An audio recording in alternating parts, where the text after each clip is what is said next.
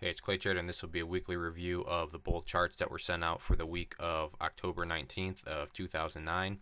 If you're not familiar with this, real quick, what I do is I send out 5 bullish chart setups to my newsletter, usually every Saturday. Try to get them out on Fridays, but usually Saturdays over the weekends. And there's 5 separate categories, and they're all chart setups that are bullish. And then every Friday I like to review them to kind of give a little lesson and show what happened with the plays. Here also, so this is the newsletter you're seeing that I sent out, and I mentioned Facebook and Twitter because we've really been nailing some good ones on that. And this week was no different. Actually had 2 plays that I announced, and just so people know I'm not making this stuff up.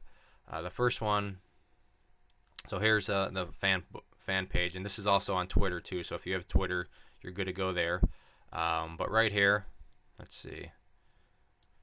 Notice this post. It was made on Wednesday, but I announced MEVT and I said, hey, I picked some up after it broke through the 38, and this was a current price when I alerted it on Facebook and Twitter. So keep that in mind. That was the current price, and it was called out on Wednesday. Now let's go to the chart of MEVT. So this is when I called it out. Like I said, you could have gotten in at 45, and it closed up here at 50. Now let's see what happened the next day. That's no joke. Right there it went up and hit a $1.30 high for a possible 188% gain. So from 45 cents, had you played things absolutely perfectly, you could have doubled your money plus 88% more. Now I'm sure not everybody played it perfectly, but that's the point being, there's a huge opportunity here to make some profit. Had you been watching Facebook, you would have seen the alert, or Twitter. You could have gotten in on this day, and then the next day things just really roared and made some people some good money. It's pulling back right now, but I wouldn't be surprised to see this chart make another move up in the future. But just an idea and of how beneficial it is to be monitoring the Facebook and Twitter accounts. But let's get back to the chart setup. So once again, this was just simply a Facebook alert that I had. So if you aren't signed up for it, please do. So let's go into our plays. And like I said, there's 5 of them. Right here is the explanation of them all. That's a part of every email. But we had TSFG, APT, AMD, AIS, and SONC. The first chart setup for the week was our pattern play. We had a channel play where it was just simply going sideways. And this was actually another Twitter play. It was a no play had you just been following the chart because it never broke above that.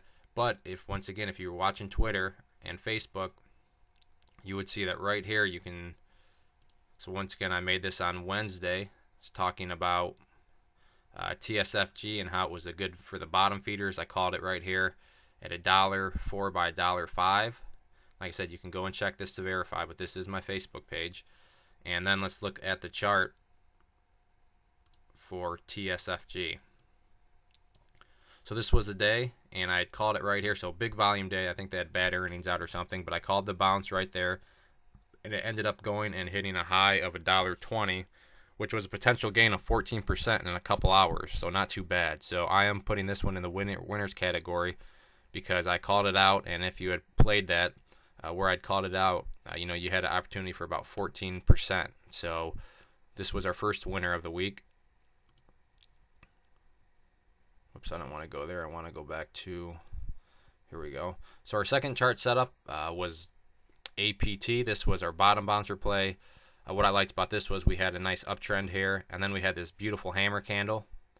Of course, this requires confirmation, so the confirmation would have been a break up there of that 642 level. So let's see what happened with this one this week. This blue line just simply shows what the chart looked like when I sent it out to the list. But there we had the breakout above that 643, and then you can see what's gone on the rest of this week. The market is still open, so this may push higher. But from this move here, this was a possible gain of 14.5%. So this was another big winner for us this week, APT. And as you know, the market's down right now, but this one continues to push up.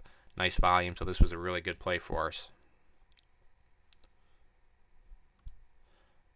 Our next play was AMD. This was our trend trading play, meaning we want to find something that's just in an uptrend, and then we want to get in. So we had a couple different areas here. You could just hop in right away because once again, it isn't an uptrend, and if you trade with the trend, you automatically put the probabilities in your favor. So let's see what this chart did.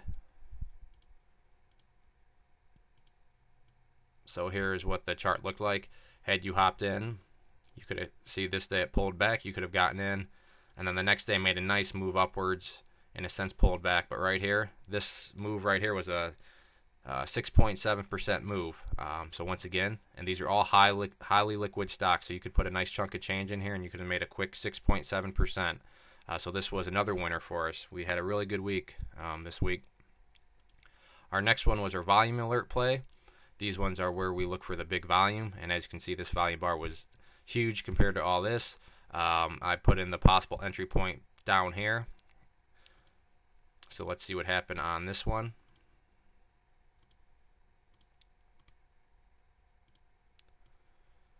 So we had this move. Now I'm going to call this one a draw for the week, just because had you played it on the pullback, this was a chance for about 8% here.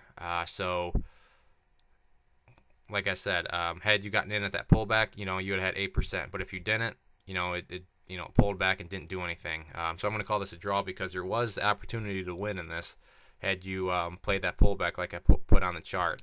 But since it was only kind of a 2-day thing where you could have bought on the pullback and then sold, on the little miniature gap up the next day, I'll just call it a draw. So AIS was a draw, but there was that opportunity to get a win in there.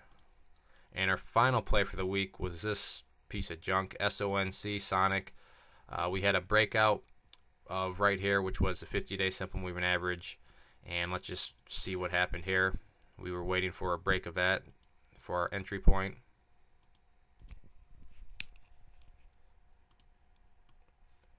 So here is what the chart looked like. Right here we got a nice breakout. I was thinking, okay, this could be good. It started to go up more, pulled back. So I was thinking, all right, this could be a consolidation before our next move up, and then it did that on us. So this was a definite loser for us.